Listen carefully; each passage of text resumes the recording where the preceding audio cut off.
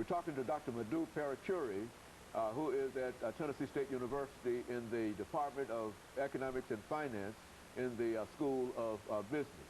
And of course, Dr. MParuchuri, I think we indicated earlier that what we wanted you to do was to sort of give us some data dealing with the economic situation that we faced as we talk about revisiting this economic policy. Okay.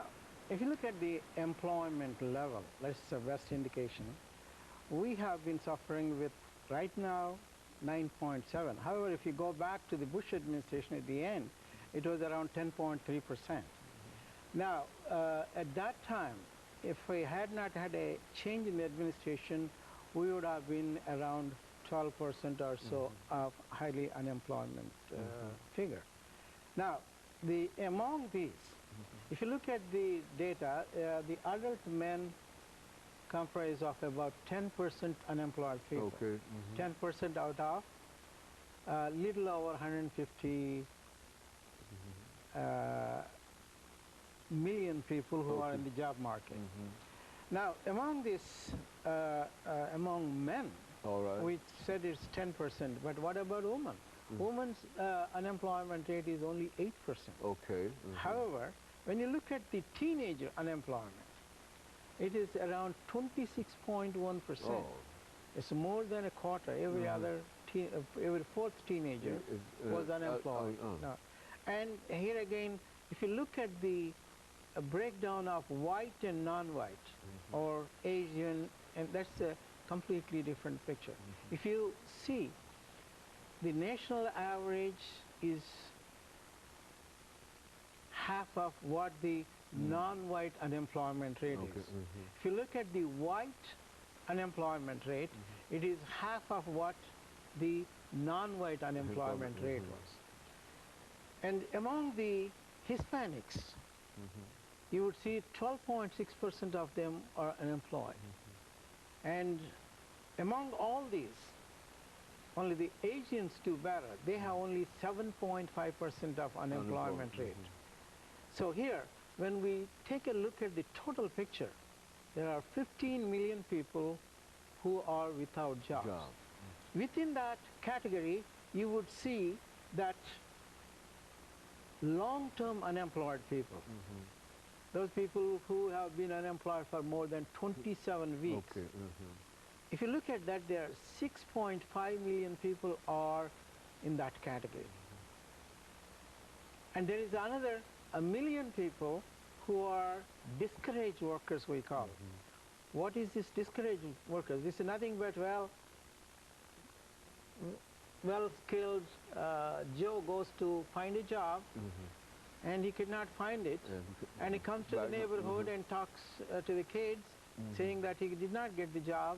And so what happens? Those other kids who are trying to look for a job, they don't even bother.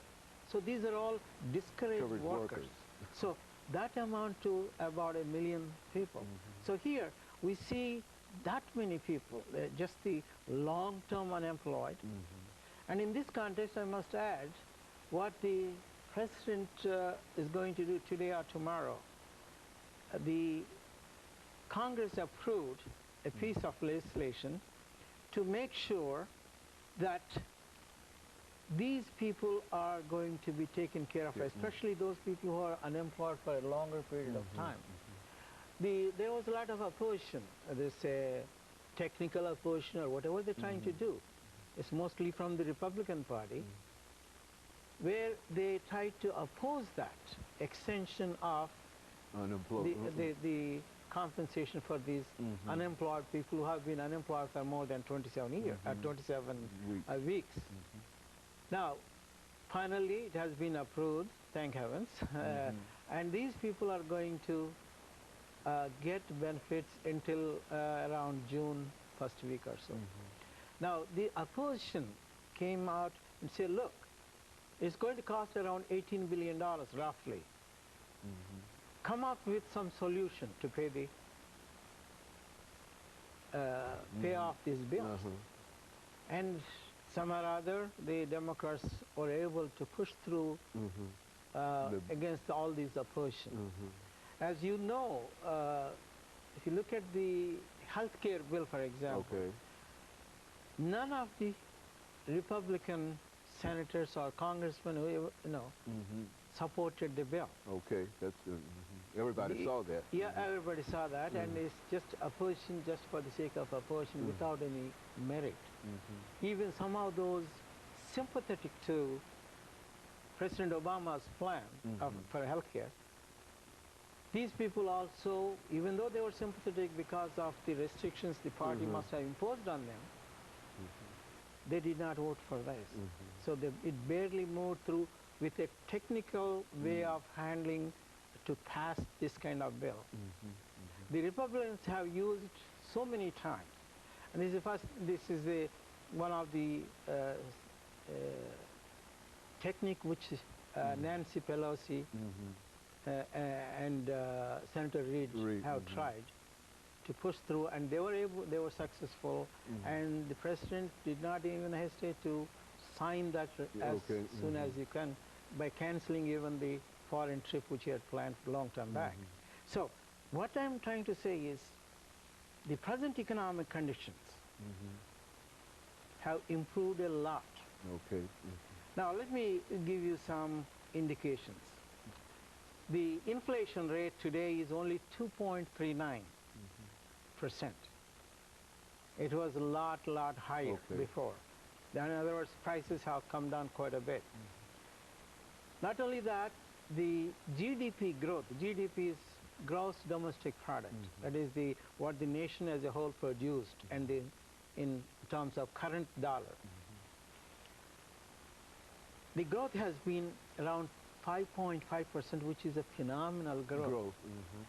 We have been having economic growth of only 2% in a long period of time, nearly 30 years. And now we've got 5%. 5.5% economic growth rate for GDP. Now, the unemployment rate, as I said earlier... could you hold it right there, Dr. Perchuri, at unemployment? Because what we'd like to do is to end this particular segment here, and when we come back with that next segment, we can talk specifically about what you're about to talk about now, and that is the unemployment. Because I think that everything that you're talking about now is very, very optimistic, and it indicates the improvements that have gone on, but now we have to deal with this issue of unemployment, and we want to deal with that when we come back. And we'll be back with our audience following this very, very short commercial break.